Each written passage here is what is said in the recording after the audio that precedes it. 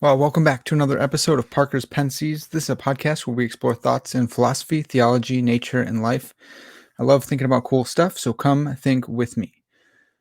Big shout out to Patreon supporters and Anchor supporters. You guys are the best. You guys are making this stuff happen. If you want to become a supporter, go to Anchor, go to Patreon, do one of those two things. But if you really want to support me and you don't want to cough out any cash, that's cool. Please go to Apple Podcasts and leave me a honest 5-star review and give me a little comment. That'd be awesome. That would really actually help with all the analytics and all that good stuff.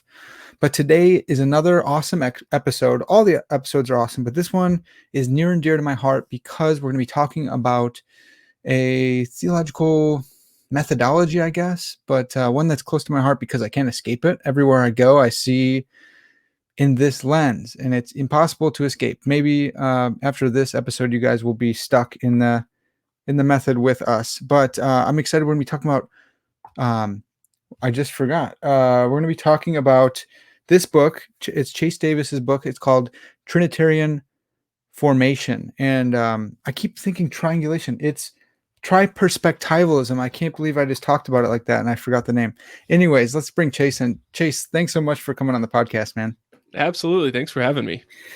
I'm stoked. I didn't even really need to read this book. I just needed the title because I'm deep into Triperspectivalism. So I knew where you're going to go. And then when I saw you do it, I was like, yes, he's right. So I was super stoked about it. I did read it, but obviously I learned some stuff too, but I was just so excited with what you did and why you did what you did. But real quick, I don't want to forget anything. So real quick, people can find you at Foolproof Theology. And can you just explain what that podcast is for us? Yeah, for sure. I started Foolproof Theology last year. I was having conversations with some professors about just current events, what's going on in our world, theological issues I'm wrestling with. And I was like, man, I should just make these conversations public. Because I think some people, not everyone, but some people could benefit from them. And I've got a great response, whether it's people in my church or people I grew up with, just checking it out. So yeah, Foolproof Theology is available, YouTube. I stream on Facebook, and it's available on any place you get your podcast. Sweet, man. And so you said you talk with your professors. Where'd you do your education? Denver Seminary. So I did my MDiv and my THM at Denver Seminary. And they let you talk about Triperspectivalism there. Yeah, well, I had to introduce them to it. Yeah. It's a fun place because actually they're doing a lot of the work I talk about in my book, and they're training and mentoring in Denver Seminary. So Denver Seminary, I didn't know this. I just applied and went to Denver Seminary because it was close to where I was planting. Sure. But they're kind of known for their training and mentoring and formation. And so they actually use a paradigm of head, heart, hands for every student. And so that was like a primer. Then I started reading Triperspectivalism, and I was like, these things are coming together, man. We got to talk about this. So yeah, that was really fun. Yeah, I love that. So again, I don't want to forget here. So the book right here, let's see, just came out a couple days ago, or maybe a week ago. It's Trinitarian Formation, a Theology of Discipleship in Light of the Father, the Son, and the Holy Spirit. And so I saw you post on this, and it blew my mind because I work for a college ministry called Athletes in Action. My full-time job, so it's a branch of Cru, but I distinguish the two, and maybe people at AIA would be upset by this, but I'm a full-time discipler. With Cru, it's usually people, we're evangelists, right? Well, yes, but like we train people in how to live as Christians. And so when I saw discipleship, spiritual formation, and Triperspectivalism, my mind exploded, and I thought, we got to talk about this. That's awesome. How would you get into like Triperspectivalism? Yeah, for sure. So when I was kind of predisposed. I'm a kind of an angsty dude. That's how God kind of leads me into my studies, is what's causing me angst. And then I kind of try to resolve it. What Frame kind of calls intellectual rest or something like that. Cognitive rest. Yeah. Yep. So yeah, I was kind of predisposed to something like Frame's systematic and his way of thinking, his theological method. When we planted particularly, I kept coming back to like, what are we doing in planting a church? I was so under-resourced, under-equipped. I was 24. Never been to seminary. Actually, just started seminary almost the same week we planted. Wow. And so I'm asking kind of basic questions like, what is a church, and what do churches do? Right. And one of the predominant themes that really came up over and over again when I talk with pastors or read the word, was making disciples was a huge emphasis. But I kept asking that question, what does it mean?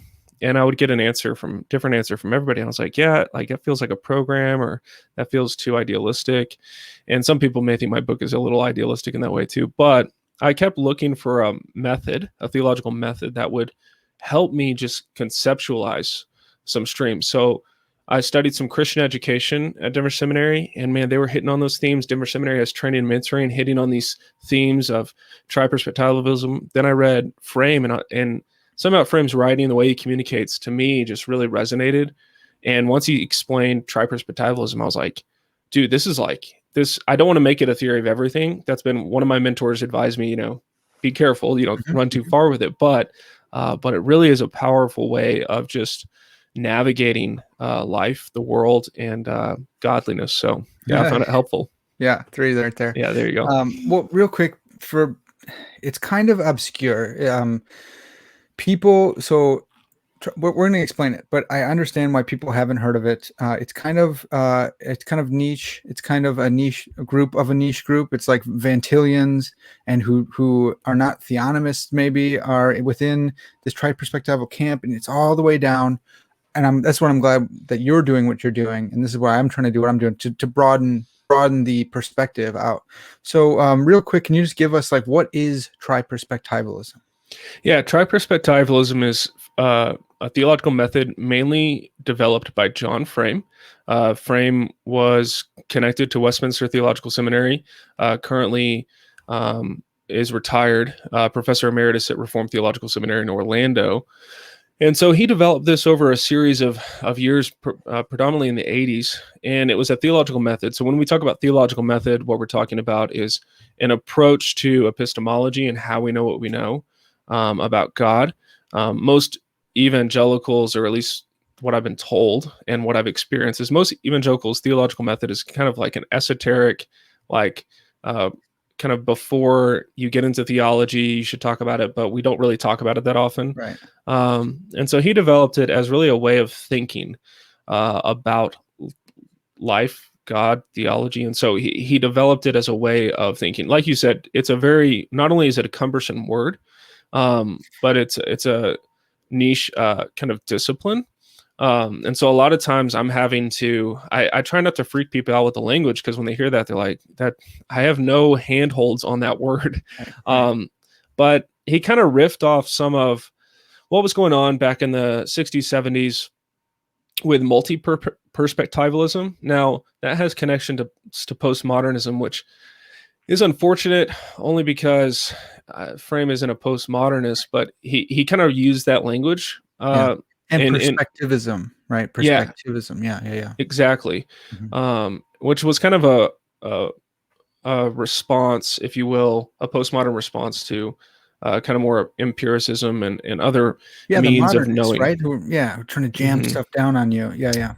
For sure. So that's kind of how it came about. And it's, as Frame, because I didn't grow up Reformed Presbyterian, and I didn't grow up in any of those waters. So I came up with Frame in seminary. Once I was assigned a paper to write, I needed to compare and contrast 3 different systematics. And I was like, this is a new one. And some people I know talk about Frame, so I'll read Frame. And I read it and I was like, wow, I'm never turning back on this stuff. This is great. So that's how I came upon it. And then I know Denver Seminary, they were kind of going back and forth with what systematic they wanted to use in their theology classes. Mm-hmm. We were using Millard Erickson, and then it was either Michael Bird, which he has a great evangelical theology, is a great systematic, or it was Frame systematic. Those were kind of the 2 finalists, and they ended up going with Bird at Densim. So yeah. And it does make sense. Like, so John Frame, if you're listening, we love you, man. He every now and then he'll listen in. It does make sense because, like you said, it's a little bit cumbersome. It's a long, big old word. The whole goal is to make things more. It's also a pedagogical tool. So it's to help us think. And it's kind of hard because this word is really tricky. Tri-perspectivalism. It's not so bad once you break it down. Tri is three, perspective, the three perspectives ism. That's it. Right. And it's viewing all of life. And again, you don't want to make it a theory of everything. I accidentally did, and I'm trying to work my way out if I can. Sure. Because it's so unbelievably helpful. But it's a way of viewing whatever you're viewing in three perspectives: the normative, the existential, and the situational perspective. That's right. And it's amazing. So I like philosophy of religion type stuff. So I try to make arguments for God's existence in a transcendental way, following Van Til, but with Triperspectivalism. I think Greg Bahnsen actually did this in his great debate. He talks about, the transcendental argument being from logic, from science, and from morality. And it's like, well, those are the three. So that's right. So normative is the norms, the rules, the things that govern, and the situational is like those norms applied in time and space. Yep. And then the existential has to do, you just cram whatever you can't fit into the existential. Sure. It's like, it's the personal perspective. Yeah. It has to do with affections and emotions and desires. A lot of times the two that people get confused on are the situational and existential, because normative is more self-explanatory as far as like gravity, 2 + 2 = 4. Yeah. Logic. Things like that. But yeah, the situational, even when I started my writing this work, I had to go back and I had written so much on it, and then all of a sudden I was like, I got those confused, and I had to go back and revise the situational and existential because somewhere along the way I had muddied the waters. But the beautiful thing, or you could say complicated thing about Triperspectivalism is that even within the normative, it's hard to just isolate it as one perspective, as if it's one thing. You can still have triads at play, so to speak, and so it's not dangerous. It's a great pedagogical tool, like you highlighted, that even within the perspectives themselves, there's multiple ways to look at the perspective. So right. Yeah. So you zoom in. I always think of it as like zooming in like a PowerPoint or something, or like Prezi, and it's really helpful. You zoom into the normative perspective and you see there's a little triangle. There's a triangle. You zoom up top to normative.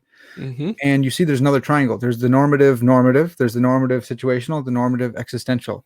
And don't get all freaked out about that. It depends. If you concretize it with something, it's not so bad. And I actually do this with my students if I'm trying to teach them something. So I try to develop an argument from reason that's tri-perspectival. So you have reason, reasoning, reasoner. There you go. These normative laws of thought, which are unbreakable and stuff like that. But then you apply those in time and space, but you apply them in time and space. You're the reasoner. And it's not so bad if you look at like chess. Chess has rules, but you apply those rules in time and space, and there's a certain amount of games you can play, but there's a bunch of them. You can play in different things still according to the rules. But you also have the creativity of the chess player who can sacrifice their queen in order to checkmate you. Right. And so all three of those perspectives are actually in what we're doing already, but it's just an analysis of what we're doing. That's right. Yeah, and it's a helpful breakdown to just kind of gain more appreciation. I view it as an appreciative tool for God's general revelation and specific revelation. Yes. To just like, oh, this is kind of the things that are at play, and it's just a step back. And really, that's what a theological method does best, is it steps back from like, you can get so close to truth. Once you step back, you can go, okay, how did I get here? Yeah. And so I find it helpful in that way. Yeah, that's awesome, man. And I think what you said about evangelicals is right. There's always someone who's going to nitpick with making generalizations, but we need to.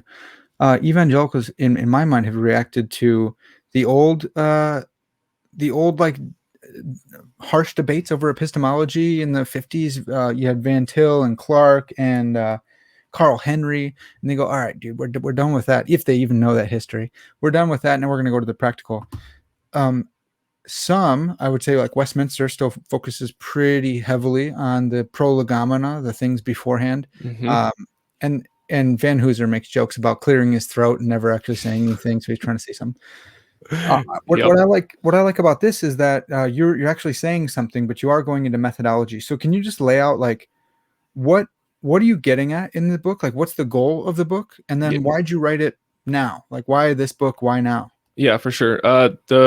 The why this book, the kind of concluding remarks are supposed to be both exploratory and conclusive in some ways, in that the why comes from like when you plant a church. Like, I'm going to get real myopic first, and that'll help explain it. That's great. When you plant a church, what does it mean to make disciples?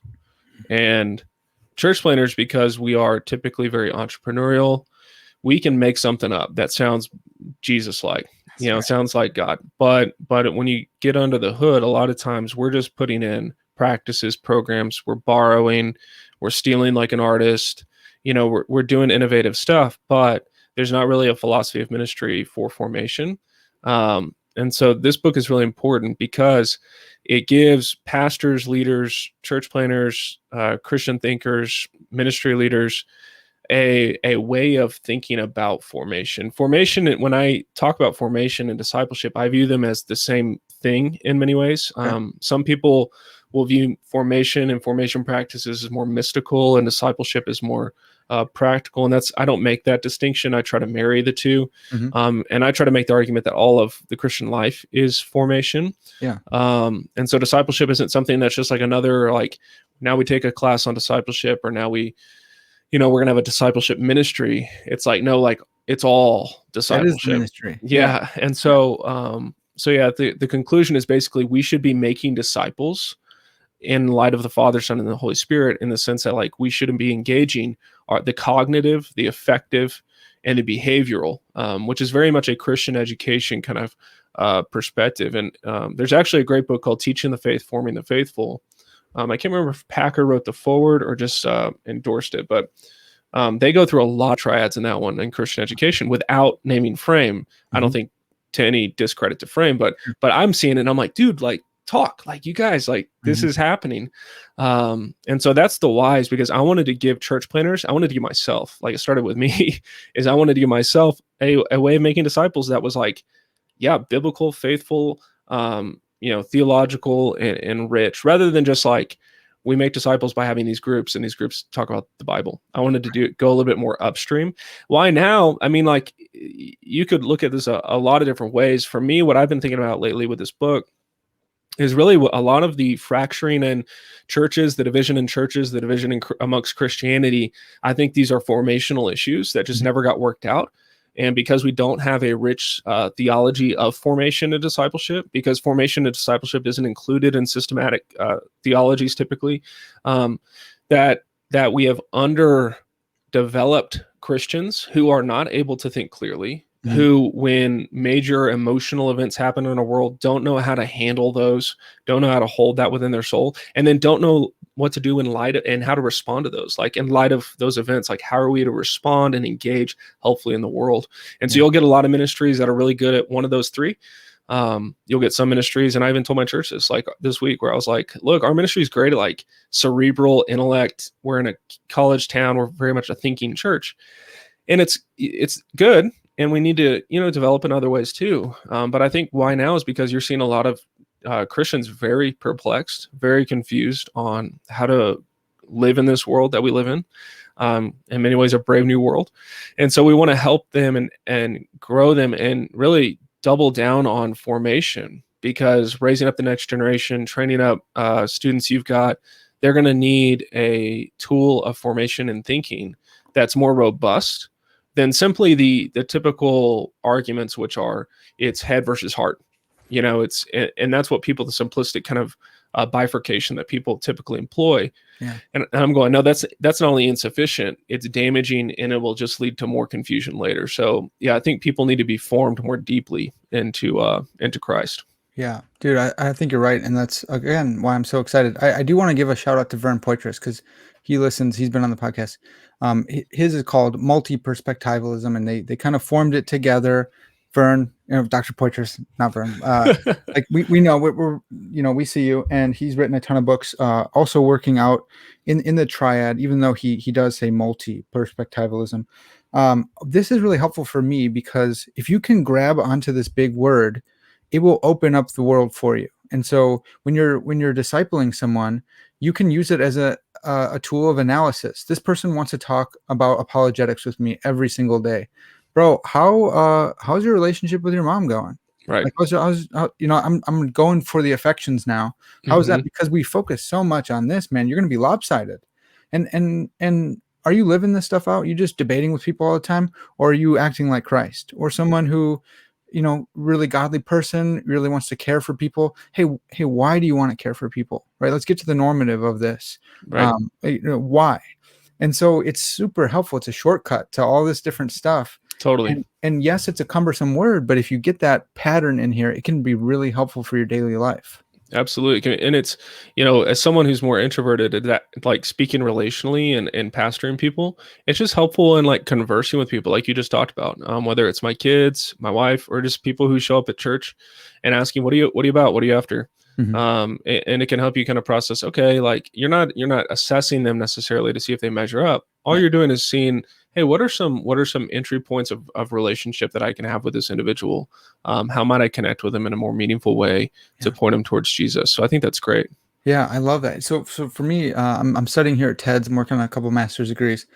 And if I don't know what to write on, or if I just have the topic, professor says you have to write on this, then I'll just go, well, how can I make this tri-perspectival? Because that's going to be a shortcut. So I had to write one on anthropology. It ended up matching a lot of what you were saying. I used James K.A. Smith. I used his "You Are What You Love" for my existential perspective. So we're emulative lovers. I had to make up words or whatever, and they're not very good. But we're emulative lovers. We love because he loved, and we love others, emulating the one whose image we're made in. That's what it means to be image bearer of God. But you can't stop there. You can't just be, Jesus died for me. He loves me. We're also reinterpreters. And this is, I'm pulling for Van Til. We normative. We think his thoughts after him. But you can't stop there either. We're also sub-creators, pulling from Tolkien. You have to go out there and act on what you know and what you feel. And they all have to be equally, sharpening each other, helping. You can't have one as ultimate. There's an equal ultimacy, like we say, like between the three perspectives. What's interesting that you noted, which a couple of years back, it was really hard to get Frame to say this, but people always go, Frame, Dr. Frame, John Frame, whatever. Is this Trinitarian? Like, is this just because of the normative perspectives that you find, and he kind of ground it in the economic Trinity that, this is how God acts, and is it part of the ontological Trinity? Like, is it getting at the nature? And he finally just said, yeah. He just Poitras years ago said, yeah, but then John Frame finally said, yeah, it is. And so you've titled your book Trinitarian Formation and not Triperspectival Formation, Right. because ultimately you'd say it's grounded in the Trinity. I think so, yeah. And I'm basing that off Dr. Tim Miller's work. I believe he's at Detroit Baptist Theological Seminary, and he did his dissertation on Frame's Triperspectivalism, and what his heart was to actually. For everyone at home, Yeah, here. that's it. That was one of my primary sources. Great Triune work. God of Unity and Diversity, Analysis of Perspectivalism, the Trinitarian Theological Method of John Frame and Vern Poitras. Boom. Yeah, there you go. And so, yeah, he does a great job of connecting it to the Trinity. And I don't think he puts words in Frame's mouth. When I've corresponded with Frame, he endorsed the book. So I'm hoping I'm on the right track and honoring both the kind of theological method that I view him and Poitras as creating, but I also view it as very Trinitarian in nature. Now that gets me into hot water that I haven't ventured into until now on this podcast, and whoever reads the book, is because there's a whole movement right now with kind of simple, what do you call it? Who's the guy that just wrote it? Kind of a more of an Aquinas Thomistic approach. Simply Trinity? Yeah. Well, that's Poitras's work, right? Simply Trinity's Matthew Barrett. Oh, that's right. Okay. He's more of the Latin guy, saying we shouldn't, the Trinity is not our social program. We should not be doing that. Actually, he came on the podcast the other day. That's great. But yeah, all these, there's the Latin and the social, right? And they're all. Yeah, it's very complicated. I feel very out of my depth. And so it's something I want to learn more about. Like, I think Craig Carter is pushing a lot of theology on, getting back to more orthodox understandings of the Trinity, because he views a lot of things in Trinitarian research, which really, and it seems like the last half of the 20th century, early 21st, there was a resurgence of Trinitarian studies. And I think there are some people out there who lament what's going on. Dolezal, yeah. He's written on that as well. So I'd be interested to hear more about, ways that I could be mistaking things on the Trinity. But I don't think Frame, nor in my work, I don't think I've ventured outside the bounds of uh, of of orthodoxy. I don't think you have, and I don't think that this is committed to social Trinitarianism. I don't think Okay. it's inherently against social Trinitarianism. I think you can be a social Trinitarian or more of a Latin Trinitarian and still affirm this, because, well, you just go with Bavinck. Like, this all can go back. It goes back to Frame and Poitras would say they got this idea from Van Til in his Theological Ethics book. Van Til was just trying to re-articulate what Bavinck said, and it's about this unity and diversity. Mm, Right? So instead of, well, and this is where Frame does go with three, and that's why I think Poitras says multi-perspectivalism. But the unity and diversity we find in reality, it represents the unity and diversity we find in God, and God is not more one or more three. And that's kind of the beef with the Latin social Trinitarians, where one is kind of focusing on social is more three, right? And in Latin, and it's a characterization, Latin is more one. But what Frame does well, what Poitras does well, what Van Til and Bavinck do is say, I'm not coming down on one side or the other. It's an equal ultimacy between unity and diversity in the Godhead. And this is why there's an equal ultimacy of the perspectives. right. And this is why you find, anecdotally, if you do focus on one of those, you become lopsided. Your church becomes lopsided. Your discipleship becomes lopsided. That's right. It's fantastic. This is so cool. And it's what you're doing in the book, too. Bringing like deep theology down to the everyday, like to church planting, and we do need it. We have to think clearly about these things. You can't only think clearly about them. You have to go act on it, and you have to act on it for the right intentions, right? Right. Right intentions. If someone reads this book, are they going to, and they think you're going to have like a 12-step rule? Are they going to be disappointed? And yeah, what are you doing in here though? Yeah. I think they, the method that the thesis, because it's kind of a recapitulation of my thesis. Mhm. The method of analysis was to show that we can take Triperspectivalism, we can take, just Triperspectivalism, and we can use it actually as a tool of analysis Mhm. on lots of different methods of formation and discipleship in Christian education. And so I chose, obviously, James K. Smith as a kind of a subject who's a person, an author who's really popular right now, and especially in the kind of circles I run, the Reformed evangelical circles. And I was like, hey, what would it look like if we made these two talk? And we kind of gave it critical engagement.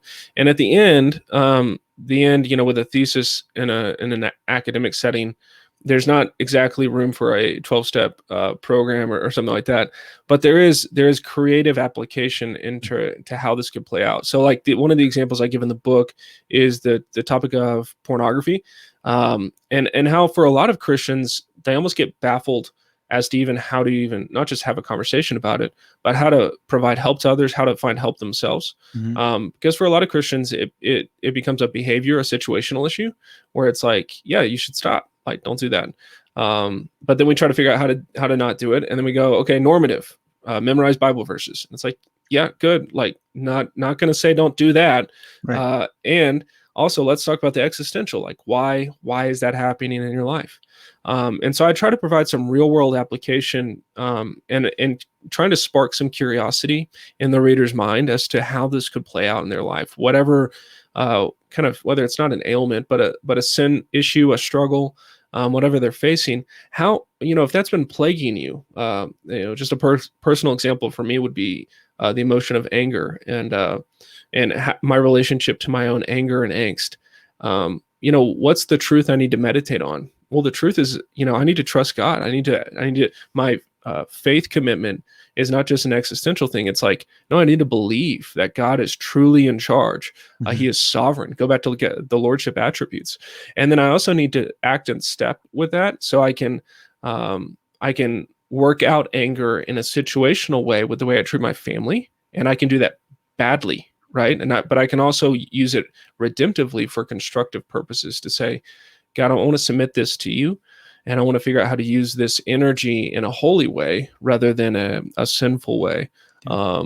I think athletes in action. If you're an athlete in action, you might resonate with this. But like one of the ways with anger is it's really helpful for me to work out. Like Yeah. it's really helpful for me, that embodied ritual practice of actually like kind of pushing myself to the limits physically actually has an impact emotionally and like psychologically, to where that anger has a place to go, and it's in the weights. It's like that's where it gets worked out. And I can do that in a way that's constructive rather than destructive, and rather than bottling it all up and keeping it all hidden because I want to be a nice Christian. I can then process these things in a more helpful way. So I don't get into that in the book, but that would be like a personal example of how I'm trying to use it in my own life. That's so helpful, man. And I wanted to highlight that point so someone doesn't grab this and think it's going to be that 12 steps for the easy discipleship. But what's so great about this and the method itself is that you have to go think about this now. You go and do it. Here's the rules. This is what's so great about Triperspectivalism. You have it now. Now you go and work this out in your own life. So it's not the 12-step rule or whatever, but because you're in a different situation than Chase is. And so what's the norm? The norm is still the scriptural truth, even though like we can quibble about whether that is the normative perspective itself. But there's a normative truth that God prescribes, not proscribes. You take that truth and you apply it to your situation. We call this contextualization, right? And then you work that out in a way that fits for you. So don't be Matt Chandler in your service. And it's just great because it gives you this tool to think through. And I'm glad that there's not like and then here it wouldn't fit. No, you it have the pattern sense of thinking. Now go do it. Exactly. And that's obviously going to be, for some people, it's going to be, you could say, disappointing. Like I had this hesitancy when I give it to people because it is more academic. Even like people from my church are so kind, and they're like, "Where do I get it?"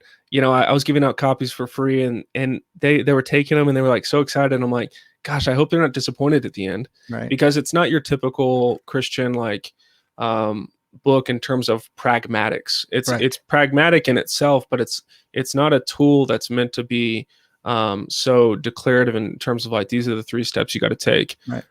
It's just like an invitation more to receive from God, kind of like, and that's why I go back to the Trinity, receive from the Trinity and commune with the Godhead in a way that is more holistically helpful for you than your typical 3 steps, to like growth or anything like that. Like I read something by Rick Warren today that was fantastic. 3 steps, how to be close to Christ when you feel distant. Great. And that's great. But that's not necessarily what this is in this application. Yeah. Would you call it like it's more of a normative book? I mean, because it's written word, it's definitely more normative in that it's intellectually focused. It's within my personal wheelhouse as far as what I'm comfortable with. It'd be curious to explore what it would look like. I mean, when you're making disciples in a church context, that's more of the situational. Like we had a big discipleship meeting. I think we had 70 people at it on Tuesday, and that's big for us. And so we had like a lot of people there, like practicing this stuff. Right. And so you get situational and then existential. You could like write a song, Yeah, dude. Yeah, sing it. Well, I'm ready for the audiobook where you're singing. That's right. Yeah. That's really helpful. And you're modest, and that's great. I'm going to tell you guys, buy the book. Like if you aren't a reader, it's not terrible. He puts in stories and all sorts of great stuff. If it's a slog for you, that's a good thing. It'll make you think. If you are a thinker, get the book. If you're a feeler, get the book. I genuinely, I really like it. And for a lot of different reasons, I like you. I like the way you write, but I also like propagating more and more of this thinking because I think it's just so helpful. And I think it will also help us, like you alluded to, or you mentioned earlier, there's a lot of rifts within Christendom right now. Within even that word is like, how dare you say that word? There's a lot of rifts within evangelical Christianity, all sorts of different ones. Some of that has to do with the proclivities that different churches have. Some are more normative, and they say you are not practicing what the Bible says, right? And others are like, well, we need to have 6 songs to drag people in. And the normative folks are like, that's attractional Christianity. And they're like, I don't know what that word means, but people are coming in. And others are like, we're just going to go out and be the church in the community. I don't even care if we have a center. We're a place to worship. We're going to go out and be well, guess what? You all have absolutized one of the perspectives. You need each other. You need all of it. You have to go and head, hands, heart. I love that. I wrote that down actually earlier before you mentioned it, because that's an easy way to get at the triperspectival method. That head Exactly. and hands and heart. You have to be thinking. You have to be doing, and you have to be doing for the right reasons, for the right feelings, for Yeah. the right affections. Yeah. And I kind of riff off Joe Thorne. I think you recently had him on the Yeah, I podcast love too, Joe. where he talks about doctrine and devotion. Mhm. And so the triad that kind of inspired was kind of inspired by that. And I've seen in other places, and I think I mentioned in the book, is duty, doctrine, devotion. Because for a lot of churches and ministries, they may employ head, heart, hands, and it's definitely educational and helpful and true to the model. But it can almost be like, yeah, like brush it over. But when you use the words duty, doctrine, devotion, it's almost like, oh, that's interesting. I Yeah. haven't thought about what is my duty before God? How do I live out my duty? Like that's almost like a word we don't like anymore. Yeah. And so it really challenges modern sensibilities as far as formation and human development to grow in that way. So yeah, that's a great point though. That's awesome. I'm now Joe's gonna have to change the name of the podcast. That stinks for him. All the merch is gonna be refigured there. So there is a charge of relativism, and we don't have to Hmm. get into this a ton, but some people have said that, because anyone familiar with like the history of perspectivism and perspectivalism, and many people will know that the early postmoderns were not they were not relativists. They were perspectivalists, and they were looking at life from different perspectives. And we talked about how it was a reaction to the modernists who were naive. Honestly, modernists are naive. Everything is objective. We need to escape the subjective perspective. And the postmodernists are like, well, that's dumb. Everything's subjective. We want to be in the middle, saying you can't escape either perspective here. What do you make of the charge that Framian triperspectivalism is an exercise in subjectivism? Yeah, I think that's it's a great question. It's a great point. It has been made. Even I have friends that like, they'll be like, this can be relativistic. And I'm like, haha, so funny. But I don't think it is. The more I got into it, it was actually really funny, dude. When I was researching it, so I picked Smith because he employs relativism pretty broadly in his kind of thinking and formation writings. And so I thought I was going to be heavy on the normative. I thought, and when I got into triperspectivalism, I wasn't picking up on that they were all equal. I thought there would be an order, and I was tying normative with like the Bible. Yeah. And so I viewed it as like this beef between the two. I was operating very much like a modernist in that way. And then I got into it. And I was like, oh man, like this is really interesting, and this is really helpful for how we approach truth. So the way I describe it, and the way I think about it, is truth doesn't change. The truth is the truth. So it's God's truth revealed both in nature and in scripture. The truth is there. All we're saying, and all the case that's being made, is that how we see the truth, we just come at it in different ways. Does that mean that truth changes? No, like that truth doesn't change. But you and I could look at the same thing and maybe see two different things. Does that mean that thing changes? No. But it does mean like maybe you're colorblind or something, or we're just seeing different things of the same Different event. angles, right? Yeah, different perspectives. Yeah. Yeah. And so it's not relativistic. It's far from it, actually. Very affirming of absolute truth. Just it's actually I view it as helpful as kind of a corrective, because for a lot of us, we assume that we're these like modern, like it's me and I'm the discoverer of truth and I determine truth and I have to like figure that on my own. And it's actually a very humanizing way of viewing oneself and other people. Because if I'm limited and I'm not all knowing, which I'm not, and I'm not all perfect, right? Then that means that I'm fallen and my perspectives are probably jacked up in a lot of different ways. And so all it's saying is, look, as limited creatures, what are some ways that our perspectives might be a little off, and how might we better engage with those to grow up into godliness? That was a point that struck me as well, because I thought, here I am. I started with the Doctrine of Knowledge of God. I think I've read everything he's written at least once, some things more than once, because I just went in deep in one year, and me and my brother were competing to see who could read more frame. That's And awesome. yeah, it was wild. But then I realized you have to do this hard work of explaining it to everyone. Like even people who study theology are like, okay, so check this out. There's three perspectives. I was like, dang, I might have wasted a year, but I didn't. It ended up being really fruitful. But what I didn't expect was that it would have this existential and situational effect on me, that I realized I am very, very limited. I need other people. I don't have the full story. And I genuinely need people. I view life from my Parker perspective, but God has made all these other people who view, again, like you said, there is truth out there. The truth is out there. But if I want to get at it, I need more people because I'm viewing it from this perspective. I need different denominations. I need people flopping around on the ground asking them like, what's going on here, bro? Are you more in tune with the Spirit? Are you wrong? Because I'm more normative. Let's talk about that. And other people to encourage me to get out there and actually like feed some hungry people, to go to the abortion mill and protest, like I need people in my life doing that. And that was something I wasn't looking for, didn't ask for, didn't want, but God's like, guess what, dude? We are going to be forming you through this theological study. That's right. That's right. And it's really helpful. I mean, just to apply it, to think about it, to reflect upon it, it's easy to camp out in one of those perspectives, but it's super applicable and challenges. And I think you're right. What it does is it's made me a more curious person. And I think a good sense of that word, not tolerant in like the secular tolerance, like relativist, that would almost be the relativistic.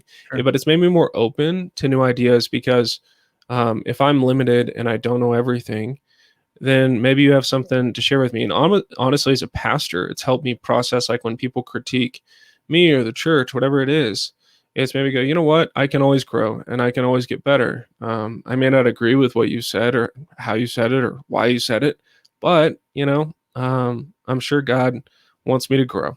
And so I can receive people more charitably rather than be very, dogmatic in a bad way. Yeah. So hopefully it's made me a more well-rounded person. I think it personally has. But other people perceive me differently, and I need to be open to that as well. Yeah. Man, that's so awesome. If you were going to recommend, so yes, I read this book.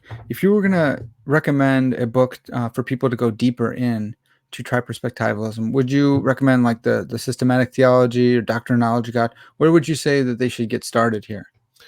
Well, that's a great question. I'd recommend two because they're two very different things. One, for the person who reads this, and that was like a chore, but they'd like something a similar length. Theology in Three Dimensions is like a primer on Triperspectivalism, and I think that's a really helpful book to kind of get acquainted with its applicability and kind of its methodology. And then, I think it's systematic to me is really great as far as an introduction, because the other books that he's written, and I think you're a better student of them than I am, but I think the systematic theology really is a compilation of many of those other works, and so he includes a lot of other stuff from those works, like the Doctrine of Knowledge of God and things like that. And in there, I think he gives like 170 triads. There's like a triad index in the back. And so I think that his systematic theology would be kind of the next step. And it's really just a great resource. I'm weird because I read systematics like cover to cover, like in order. Same, but I know that it can be a helpful resource, almost like an encyclopedia, like, hey, I'm preaching on this topic. What does Frame say about this topic? And you can use it that way too. But yeah, his systematic is probably the best. Yeah, that's a really good call.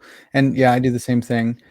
I just like finishing books. I do a book stack of all the ones I've completed. I used to never read books, so it's kind of like me making up for all this lost time. Yeah. But yeah, another one I would throw in there. Those are really good. I definitely. So Doctrine and Knowledge of God is really good, and he does so in systematic theology, he's going through the Christian faith through these three perspectives, and he's teaching you, and he's also likewise showing you how useful the triad is. But he does the same thing in a history of Western philosophy and theology through the history of Western philosophy and theology.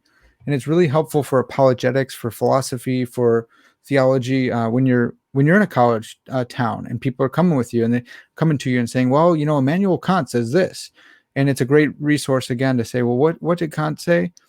frames a good student of philosophy, and you can go there. Maybe he doesn't get everything right, but he'll show you how to think through different philosophers and theologians' methods, their schemas, their worldview in a triperspectival manner, and it's really helpful because you can see, oh, did Descartes focus too much on the rational component and not the volitional or emotional? And you can critique them like with a shorthand cheat sheet, which is really Yeah. nice. Totally. One thing I wanted to riff on real quick, if you're game, Mhm. the idea of triperspectivalism as a pedagogy, as a way of thinking, is fascinating, and it goes back to your question of why this stuff matters right now. Right now, there's a lot of pedagogy going on in society, Mhm. and I see it particularly in like the public school system, at least where I am, and in other places where you've got this pedagogy of what you call it critical theory or whatever it is, but you've got these kind of ideas that people know, like academics know, are educational and shape people into certain type of people. Mhm. And what makes me sad as a pastor is that Christians haven't embraced almost this idea that like we have the pedagogy of all pedagogies. We have the means of education and formation and development and discipleship. We've got it. Mhm. And we need to get it in the hands of more people, because right now our world is being inundated with really simplistic solutions to very complicated problems that are only going to lead to more division. And Yeah. so if we don't push back with an alternative that's helpful, because I actually talk about this in the last chapter as well as the conversation on race in America and in history. If we don't provide an alternative viable solution that's biblical, then children and really our world is going to keep pushing into very binary understandings of how to move forward and grow and develop as people. Yeah.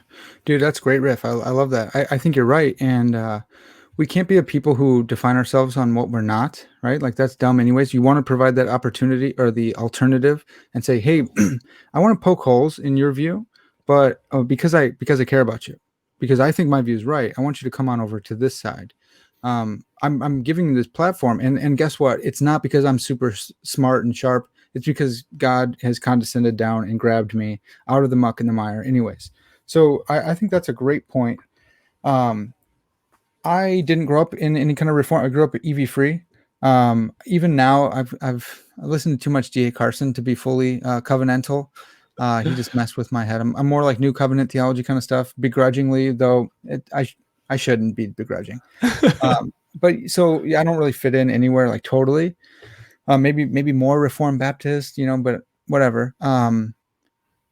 But I'm often like I have to catch myself because I'm upset that people didn't catechize my parents, and Mm, therefore they didn't catechize me. mm, Even that word, I had to learn what catechesis was and what it means. right. My dad taught me to love the Lord very much existentially. He taught me to read the Bible and stuff like that too, but very much the Lord said this to me, and here's what you this kind of stuff. He was saved in a Pentecostal church, and then went right from there to a really staunch Fundy Baptist church. So he's kind of Okay. a hodgepodge himself. Um, but it's frustrating because when you start to read some church history, you start to see what people used to do with their kids. It's like that's been here the whole time. We dropped the ball big time. We really dropped the ball. And Francis Schaeffer says, the above abortion clinic should be open by the permission of the church, blah, blah. Like, I don't think quite that strongly, but if we did know what we believed, we knew why we believed it, and we had like good reasons for believing it. We felt it. We loved it, the truth.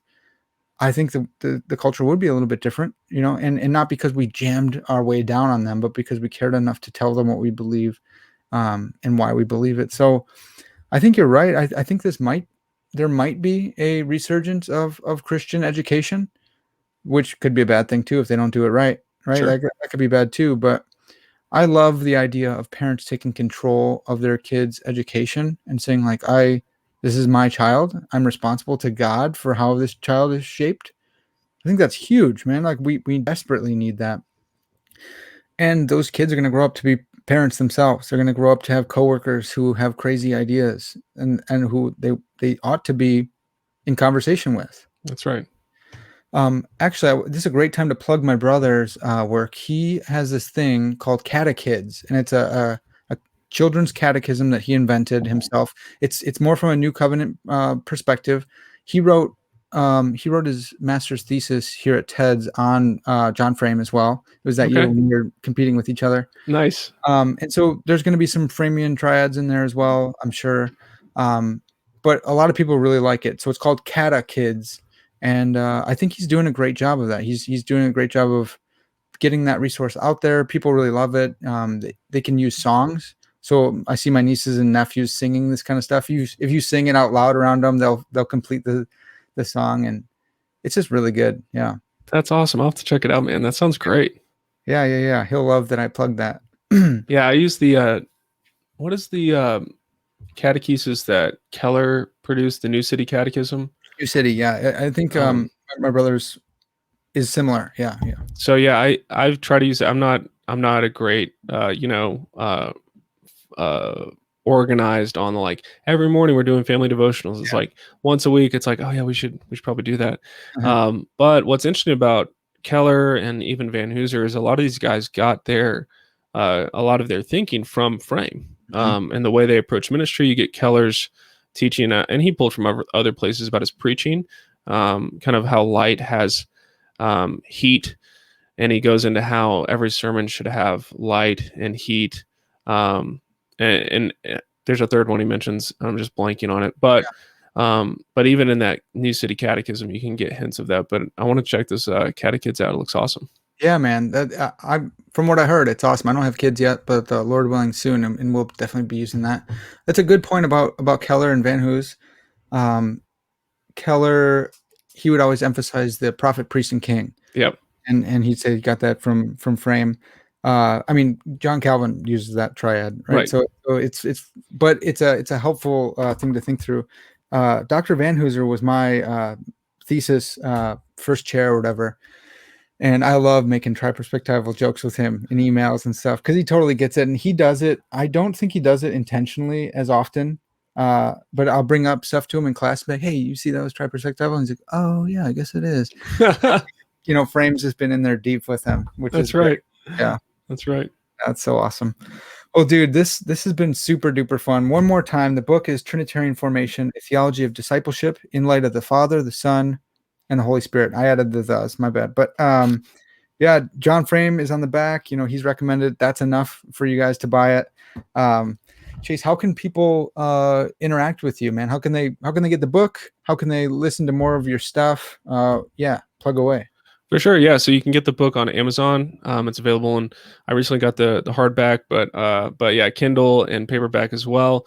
It's at christianbook.com, Barnes and Noble, so all those kind of online places. But yeah, if they want to keep up, they can find me at pretty much on any platform, any of the new ones, whether it's Clubhouse or whatever it is. I'm trying it out. But yeah, my profile is always J Chase Davis, so you can find me at J Chase Davis. You can check out our church where I preach. I'm preaching Sunday on James. It's called the church is called The Well, and we're in Boulder, Colorado. So you can check out more stuff there as well. Awesome. And then one more time, the podcast. Yeah, Foolproof Theology. So it's full, like a full glass of water, proof theology, and you can find that on any podcast app, YouTube. Just Google Foolproof Theology. Having conversations with theologians very much like this, just talking about some deep things, and hopefully they some of them land and spark some curiosity in the hearer. So yeah, that's where they can find it. Awesome, man. Well, this has been so much fun. I'd love to have you back on. We can nerd out about some of this stuff and get all sorts of practical and normative and all that great stuff. But for now, it's going to have to do it. This has been Parker's Pensées, and as always, all glory to God.